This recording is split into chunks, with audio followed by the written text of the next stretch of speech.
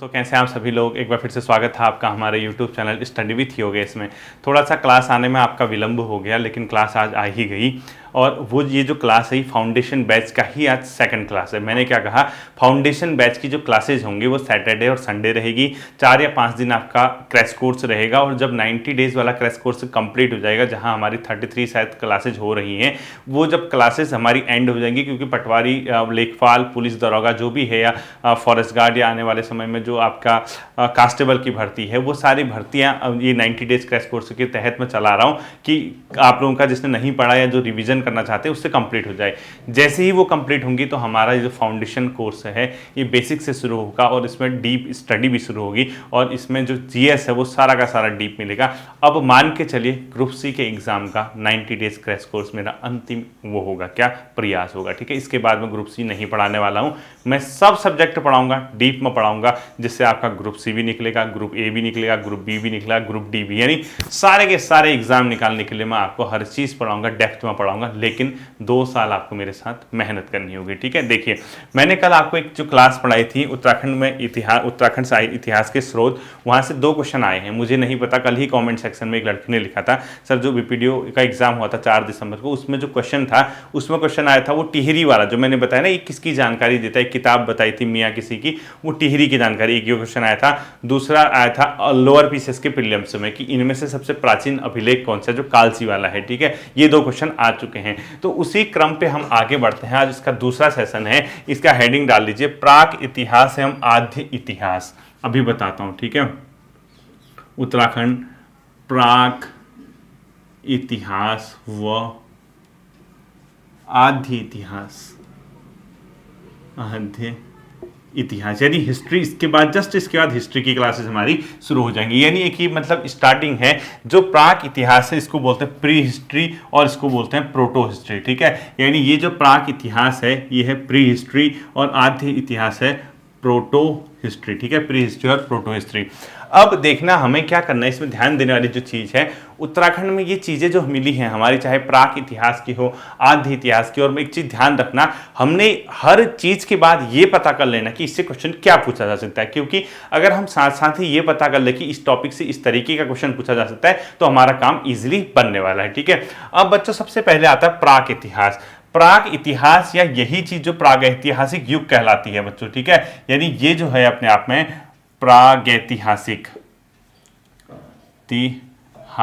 युग कहलाती है, या इसी को अपने आप में पाषाण युग कहते हैं। क्या कहते हैं? पाषाण युग कहते हैं, ठीक है। पाषाण युग का मतलब क्या होता है, ध्यान से समझना। जिस समय इन मनुष्य यानी जो मानव था वो पत्थरों से बने हथियारों का प्रयोग करता था, यानी पत्थरों को काट के तराश कर अलग अलग टाइप के वो हथियार वगैरह बनाता था। उस दौर को, उस टाइम पीरियड को पाषाण काल या प्रागैतिहासिक टाइम पीरियड कहा जाता है। ये बहुत पुराना टाइम है, आज का टाइम नहीं है। इसमें कोई साहित्य लिखना या कोई अभिलेख, पुरालेख, इस टाइप की चीज कुछ नहीं। मानव क्या करता था, जंगलों में रहता था, हथियार वगैरह बनाता था।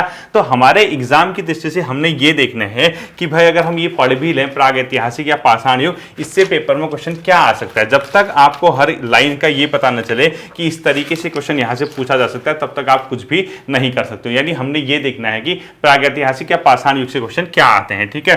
अब यहीं पे आपको क्या बनाना है, जैसे फ्लो चार्ट में बनाऊंगा उसी तरीके से, ठीक है।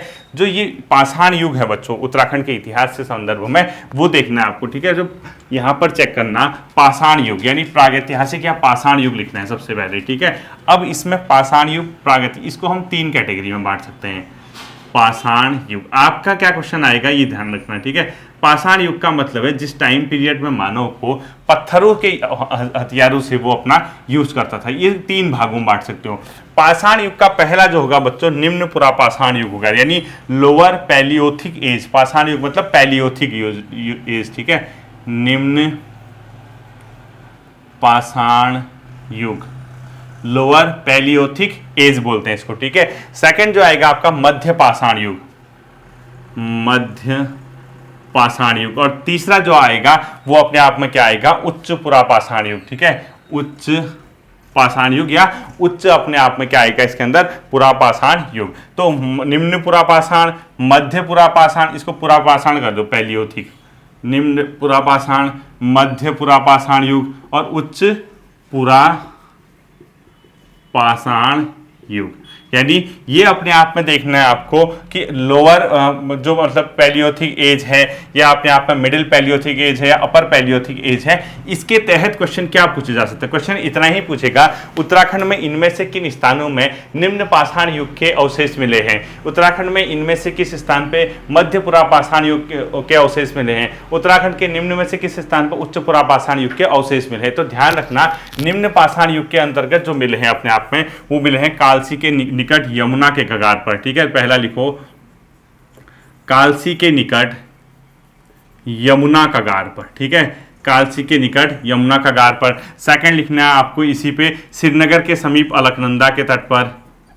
श्रीनगर के समीप अलकनंदा के तट पर। थर्ड लिखना है आपको पश्चिमी रामगंगा घाटी अल्मोड़ा में। वेस्टर्न राम घाटी, पश्चिमी राम गंगा घाटी, ये कहाँ होगा अपने आप में अल्मोड़ा के पास। और इसके बाद जो आता है आपका नैनीताल, यानी खूटा पानी नाला। नैनीताल खूटा पानी नाला, ये नैनीताल में। ठीक है, यानी कहीं ना कहीं इन स्थानों से अपने आप में निम्न पाषाण युग, देखो पाषाण युग क्या है बच्चों, जिस काल में मानव पत्थरों का यूज करता था, उसी के हथियार बनाता था, शैलाश्रयों का प्रयोग करता था, गुफाओं में रहता था, इस टाइप का। ठीक है, तो अलग अलग टाइप के निम्न पाषाण जो प्रारंभ का दौर था उस समय उत्तराखंड में किस स्थानों से मिला है। क्वेश्चन, पहला क्वेश्चन यहां से आ सकता है, आपको ध्यान रखना है। कालसी, श्रीनगर, वेस्टर्न रामगंगा और खुटापानी, नैनीताल, इन जगहों से क्या मिला है आपका निम्न पाषाण युग के अवशेष मिले हैं। सेकेंड जो चीज है बच्चों, ये जो आता है मध्य पाषाण युग, आखिर ये कहां से मिला है। तो इसमें क्या देखना है आपका, कोई गारंटी नहीं है कि मिला है नहीं मिला है, कंफर्म हम नहीं कह सकते हैं। तो आपको सिर्फ ये याद रखना होगा कि हाँ था तो था, नहीं था तो ना, क्योंकि बहुत ज्यादा एविडेंस नहीं है आपके मध्य पुरापाषाण का युग में कि उत्तराखंड से किन चीजों को मिला है किस नहीं। लेकिन इसमें दो इतिहासकार हैं जो खोज वाले हैं, एक केपी नौटियाल जी द्वारा, और इसमें वो कहते हैं कि श्रीनगर में इसके दावा मिला है। ठीक है, ये सिर्फ लिखो यहाँ पे श्रीनगर, ब्रैकेट में लिखना दावा किया गया है, मतलब कंफर्म नहीं है, बस आपको ये लिख देना कि हाँ किसने किया है, ये भी नहीं आने वाला आपको। ठीक है, अगर आएगा तो श्रीनगर ही आपको विकल्प में देखना है, वरना कुछ भी नहीं देखना है। तीसरा जो आता है बच्चों, वो आता है उच्च पाषाण युग। देखो थर्ड मैंने क्या लिखा है, उच्च पुरापाषाण यानी अपर पैलियोथिक एज। इसमें कोई भी साक्ष्य उत्तराखंड में नहीं मिले हैं। ठीक है, कोई साक्ष्य नहीं, यानी कोई एविडेंस नहीं है इसका कि मिला है नहीं मिला है। अब यहां से क्वेश्चन देखना, सिंपल सी बात है, आपको कुछ नहीं याद रखना। आपको पाषाण युग यानी जिस काल में मानव पत्थरों के बनाए हुए औजारों का प्रयोग करता था, उस काल में उत्तराखंड में इनमें से किस टाइम पीरियड की चीजें मिली हैं, निम्न पाषाण युग के मिले हैं। और खाली ये भी पूछ सकता है कि पाषाण युग के अवशेष कहां से मिले, आपको बता देना कालसी के निकट यमुनानगर, अलकनंदा घाटी में, रामगंगा घाटी में, खुटापानी नाला। मेरा जैसा एग्जामिनर होगा नहीं, मैं जानता हूं, मेरा जैसा एग्जामिनर हो पहले ही चैप्टर से क्वेश्चन में उलझा देगा। क्या लिखेगा, उत्तराखंड के इतिहास में या उत्तराखंड के प्राक इतिहास में पाषाण युगी जो अवशेष मिले हैं, इनमें से किस नदी के तट पर नहीं मिले हैं। ऑप्शन 1 यमुना नदी तट, ऑप्शन 2 अलकनंदा घाटी तट, ऑप्शन 3 वेस्टर्न रामगंगा घाटी तट, ऑप्शन 4 पूर्वी रामगंगा घाटी तट।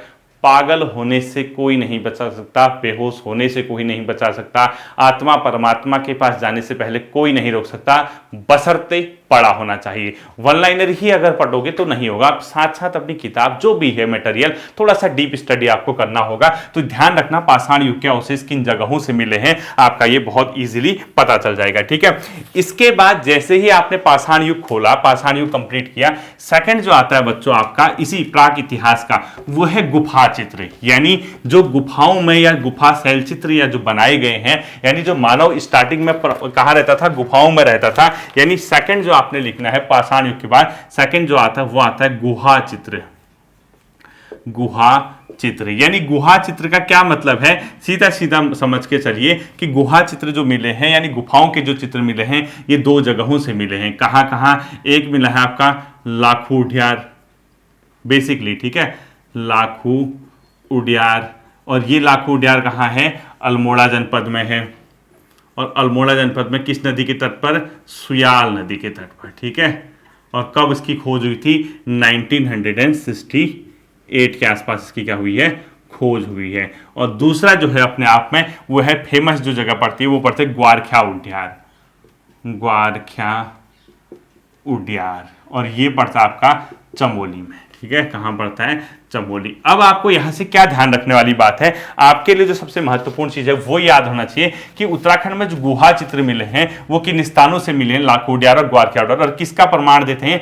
प्राक इतिहास का। ठीक है, और कहाँ कौन सी जगह है ये आपको इजीली क्या आ जाएगा, आपके पेपर में अगर आएगा तो आप इसको इजीली कवर कर जाएंगे। अब हमने ये भी देखना है कि यहाँ से क्या क्वेश्चन पूछ सकता है, तो आपको पहला क्वेश्चन यहाँ से पॉइंट करके लिखो, नोट करके लिखना, नोट करके लिखना है। ठीक है, यहीं से फैक्ट बनाता हूं, लिखो उत्तराखंड में प्रागैतिहासिक, यानी ये वाला, ठीक है, उत्तराखंड में प्रागैतिहासिक शैलाचाई चित्रों की पहली खोज कौन सी है? उत्तराखंड में प्रागैतिहासिक, उत्तराखंड में प्रागैतिहासिक शैलाश्रयी चित्रों की पहली खोज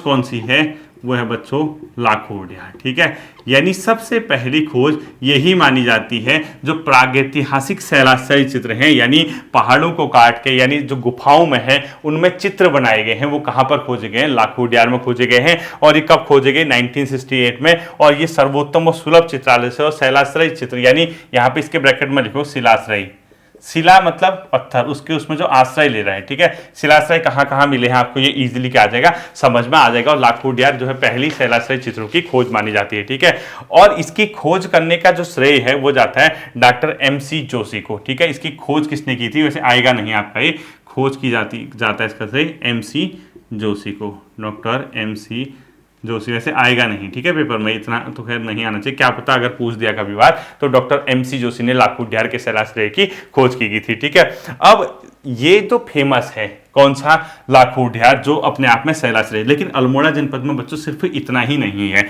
अल्मोड़ा जनपद में इसके अलावा और भी चीजें हैं। तो हेडिंग लिखो, अल्मोड़ा जनपद के में अन्य शिलाश्रय, अल्मोड़ा जनपद में अन्य शिलाश्रय, शिला मतलब पत्थर, और आश्रय मतलब उस पर जो रहता है। अब मतलब रहने के लिए जिसने उसको सिलेक्ट किया था। ठीक है, शिलाश्रय, शिलाओं में जो आश्रय होता था। अब आपका कभी ये क्वेश्चन पूछेगा तो आपका गलत नहीं होगा। एक लिखो फड़कानौली, फड़कानौली कहाँ है पूछेगा? शिलाश्रय प्रागैतिहासिक अल्मोड़ा में। दूसरा लिखना है आपको फलसीमा, फलसीमा कहाँ है पूछेगा? अल्मोड़ा में। तीसरा आपने लिखना है लुएथाप, चौथा लिखना है पेटसाल, लुएथाप कहाँ है पूछेगा? अल्मोड़ा में। अगला लिखना है आपको पेटसाल। और ये भी पूछ सकता है किस चीज़ के लिए जाने जाते हैं, तो बता दोगे प्रागैतिहासिक या पाषाण युगीन यहाँ पर क्या है? शिलाश्रय हैं, ये यहाँ पर खोज हुई है, अल्मोड़ा जनपद के फेमस है। ठीक है, नेक्स्ट लिखना है काला माटी और मल्ला पैनाली, काला माटी और मल्ला पैनाली।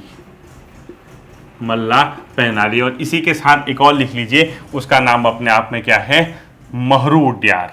ये महरू उड्यार, यानी कहीं न कहीं ये जो शिलाश्रय हैं ये खोजे गए हैं अल्मोड़ा जनपद में। अब आपसे देखो, कई बच्चे क्या पढ़ते हैं, फड़कानौली की खोज, फलसीमा की खोज, ये कहाँ हुई थी, कब हुई थी, इतना नहीं पूछता एग्जामिनर। वो जानते हैं कि इतने फैक्ट पूछना सही भी नहीं है, बच्चों के सिर्फ समझ होनी चाहिए कि हाँ ये जो शिलाश्रय हैं वो किन किन जगहों से मिले हैं, कहाँ कहाँ से मिले हैं, और ये सब के सब कहाँ के हैं? अल्मोड़ा के। अब जो फड़कानौली है उसकी खोज बताई जाती है कि 1985 में हुई थी। ठीक है, इसकी खोज लिख लो, कब हुई थी बताई जाती है? 1985 में ये बताया जाता है कि इसकी खोज हुई थी। दूसरा आता है फलसीमा, इसके बारे में छोड़ दो। लुएथाप में 3 शिलाश्रय मिले हैं, यहां पर जो मिले 3 शिलाश्रय मिले हैं, 3 शिलाश्रय, यानी शिला मतलब पत्थर, आश्रय मतलब उसमें जो लेता था। ठीक है, 3 शिलाश्रय यानी पत्थरों में जो मानव आश्रय करता था, वो 3 मिले हैं लुएथाप से। और इसमें किस रंग का प्रयोग हुआ है?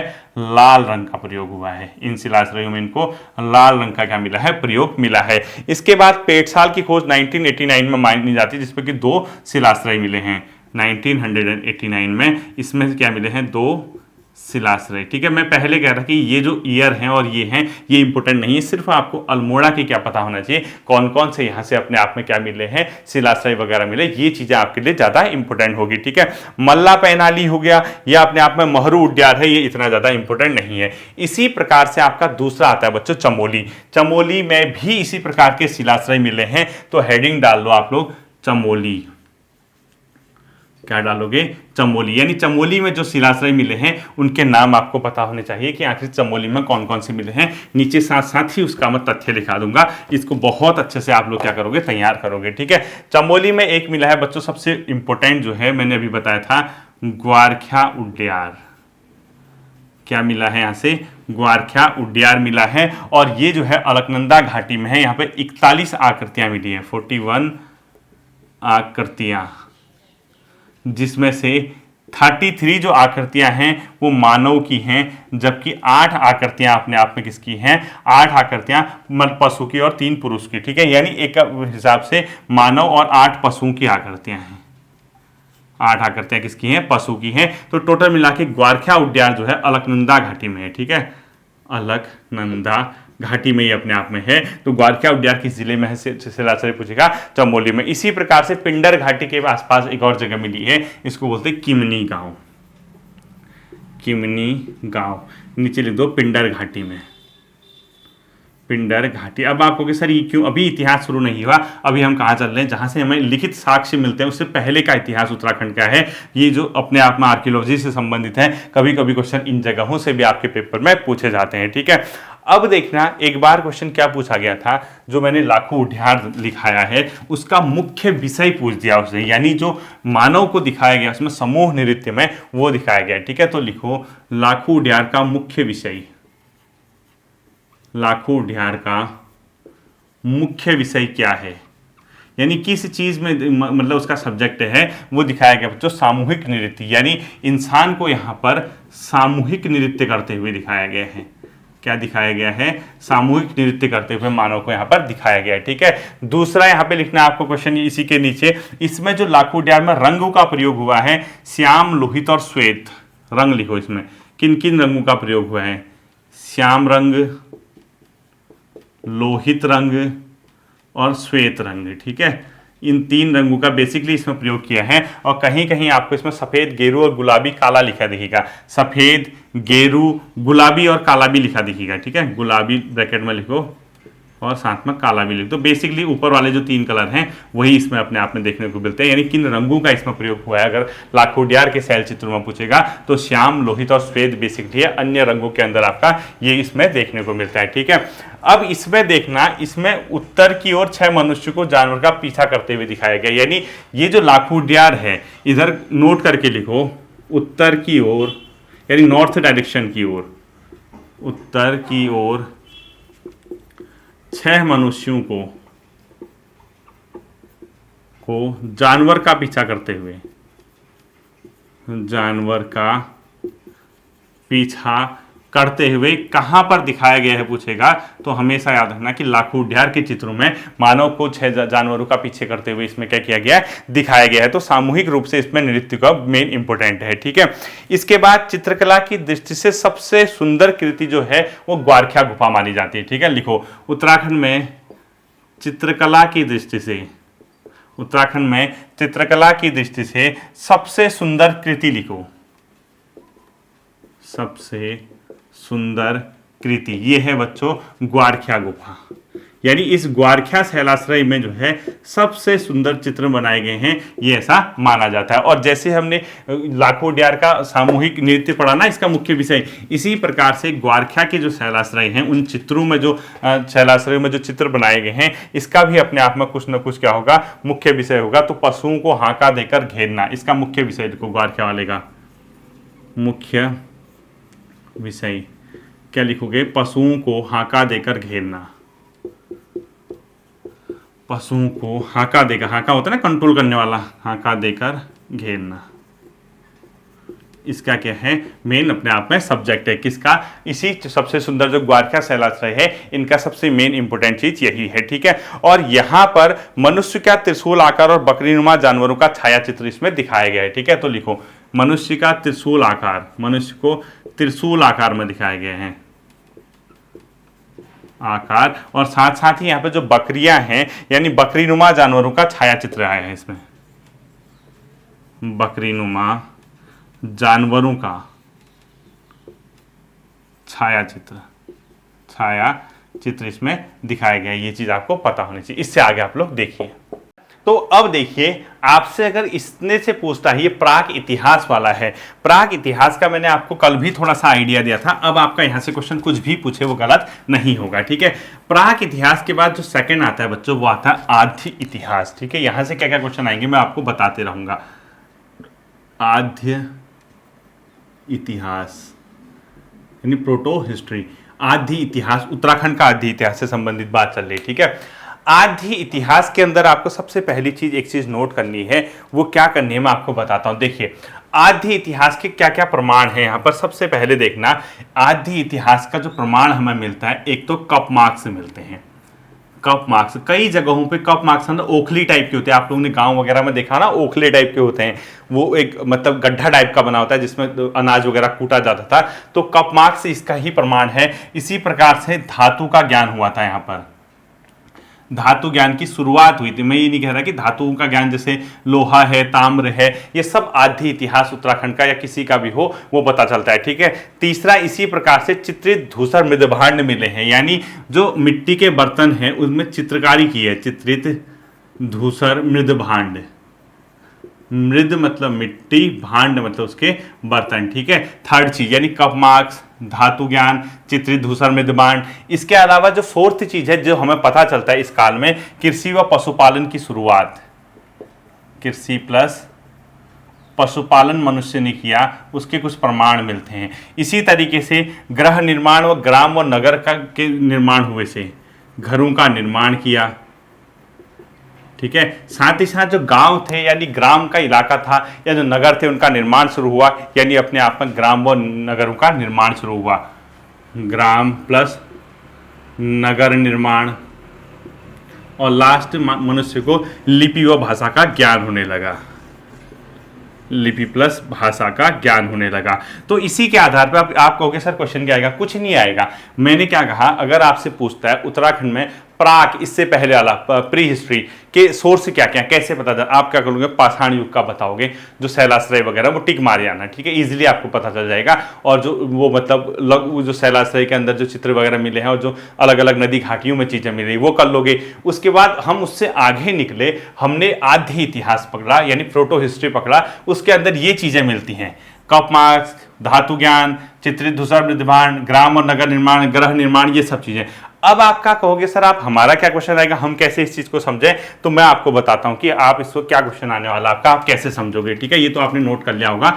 आपको क्या समझना है, देखिए सबसे पहला लिखना है आपको, पहला पुरातत्वीय प्रमाण, यानी जो आर्कियोलॉजिकल प्रूफ है, पुरातत्वीय प्रमाण, ठीक है, पुरातत्वीय प्रमाण यानी जो आर्कियोलॉजिकल अपने आप में वो है, एविडेंस हैं, वो हमें पता होना चाहिए कि पुरातत्व से संबंधित क्या प्रमाण हमें आद्य इतिहास के उत्तराखंड में मिलते हैं। तो इसके अंदर ही आपने लिखना है, ऐसे देखो, ऐसे लिखना है, ठीक है। पहला क्या लिखोगे इसके अंदर, महापाषाणी उखल गड्ढे।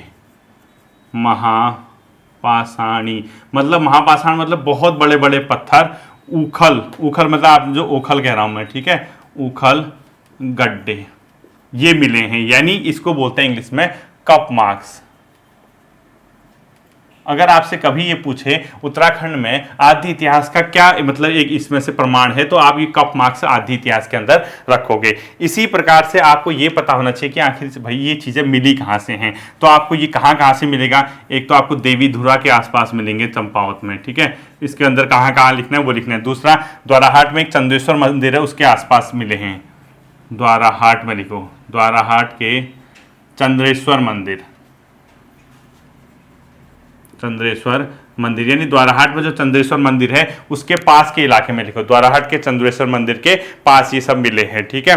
इसी प्रकार से कई ऐसी जगह है, जैसे नौला है, एक जगह पड़ती है, नौगांव है, इस टाइप की जगह है, ये हमने सब नहीं लिखे हैं। और इसके अलावा गढ़वाल में भी मिले हैं, जैसे गोपेश्वर में मिले हैं, नयार घाटी में मिले हैं, ठीक है, इन जगहों पे मिले हैं। गोपेश्वर है, नयार घाटी है, साथ ही साथ नौला लिख लो आप लोग, मुनि के जियोग्राम है, कई जगह है, मतलब अल्मोड़ा में, अल्मोड़ा के इलाके में, यानी अल्मोड़ा लिख दो सीधे सीधे, कहाँ इतना टेंशन लेना है, अल्मोड़ा लिख लो, वो नाम आने हैं नहीं मुझे पता है। तो पाषाण युगी जो गड्ढे हैं यानी कप मार्क्स हैं वो पुरातत्वीय प्रमाण का उत्तराखंड में क्या है अपने आप में सोर्स है। इसी प्रकार से बच्चों जो सेकंड सोर्स आता है वो आता है ताम्र संस्कृति यानी कॉपर से संबंधित चीजें।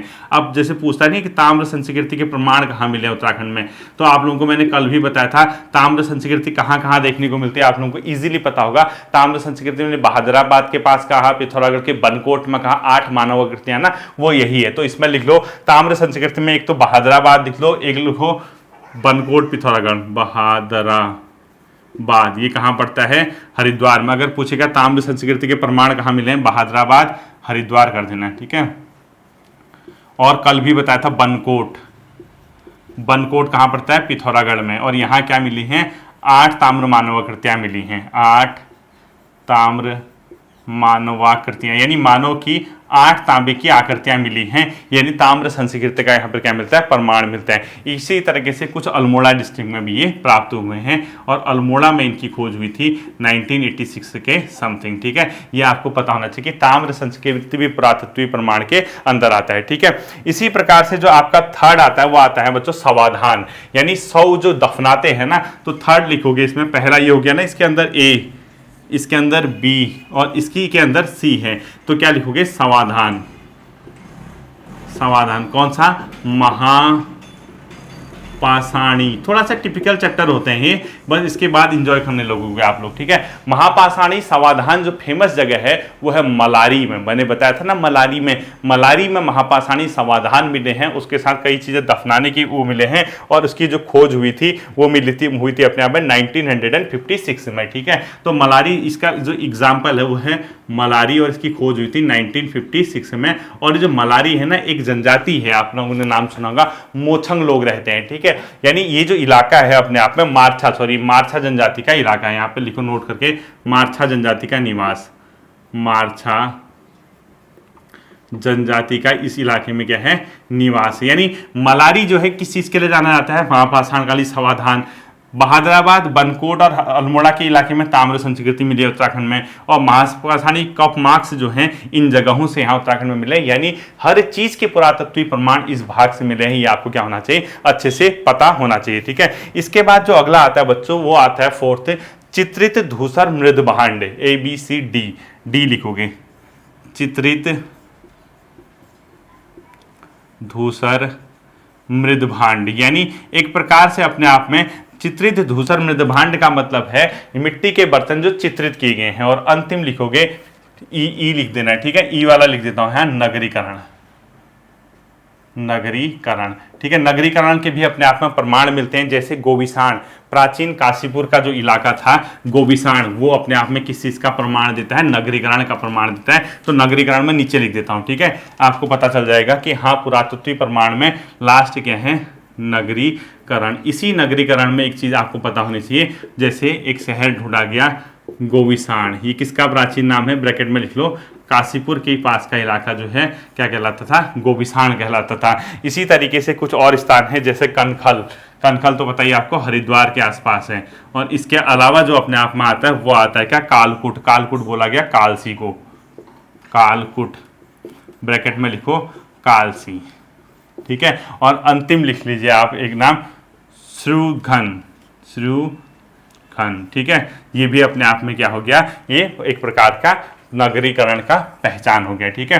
तो आपको ये पता होना चाहिए पुरातत्वीय प्रमाण भी यहाँ मिले। अब सिंपल सी बात है, देखो उत्तराखंड में जब आप प्राग इतिहास के बारे में पढ़ोगे तो वहाँ आपको 2 चीज़ें मिलेंगी, एक शैलाश्रय मिलती हैं और कुछ बहुत जो कालसी, यमुना नदी, मतलब जो तटी घाटी हैं उन जगहों से प्रमाण मिलते हैं। फिर लखू उद्यार, गोरखा उद्यार के बारे में आप लोगों को पता चल गया, ठीक है। उसके बाद जब आप इस वाले इतिहास में आते हो, यहाँ सबसे बड़ी चीज़ है इसके प्रमाण क्या क्या हैं, कप मार्क्स हैं, चित्रित धूसर मृद भांड हैं, इसके अलावा जो समाधान मिला है मलारी में, ये क्वेश्चन आता है, ताम्र संस्कृति है, साथ ही नगरीकरण है, नगरीकरण में किस जगह का नाम क्या है, आपको ये भी क्या होना चाहिए यहाँ से पता होना चाहिए। ठीक है, अब देखना इसके बाद जो अंतिम प्रूफ है वो है साहित्यिक प्रमाण, यानी थर्ड जो जैसे पुरातत्विक सेकंड लिखा ना, मतलब सबसे पहले आपने पुरातत्विक के अंदर ये लिखा और लास्ट लिखो मतलब ABCDE, नेक्स्ट लिखो मतलब नेक्स्ट पॉइंट लिखो। जैसे आपने आदि इतिहास में पहला क्या लिखा, सबसे पहला आपने आदि इतिहास के अंदर कौन सी चीज लिखी, ये पुरातत्विक प्रमाण लिखे। ठीक है, पुरातत्विक प्रमाण के अंदर आपका ए ही आया, मतलब ABCD लिखा होगा ना पुरातत्विक प्रमाण के बाद।